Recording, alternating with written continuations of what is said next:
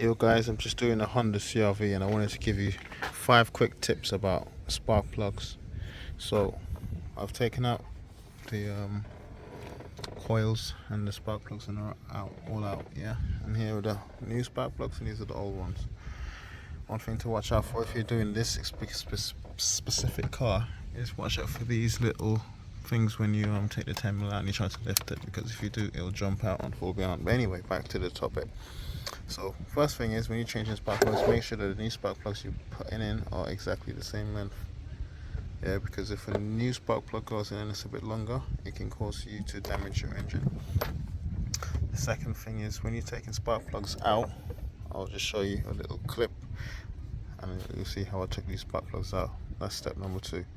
Number 3 is, when you take your coil packs out, spray some WD-40 on the rubbers at the bottom. That will pull out any moisture in the rubber, and that sort of thing could even help you fix misfires.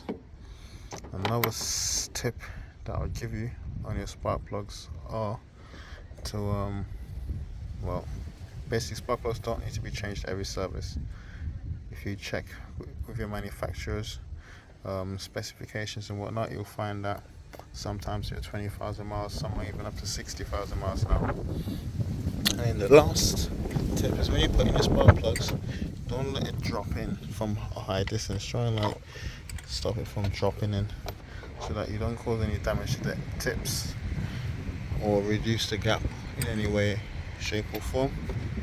And then when you're tightening out, you don't need to over tighten these spark plugs, because that can cause damage to the porcelain, I believe it's called, and the cracks in that will cause you to get a weak spark. I'm going to put this back together now. Hopefully this little tip was helpful to you guys. Respect, bless up.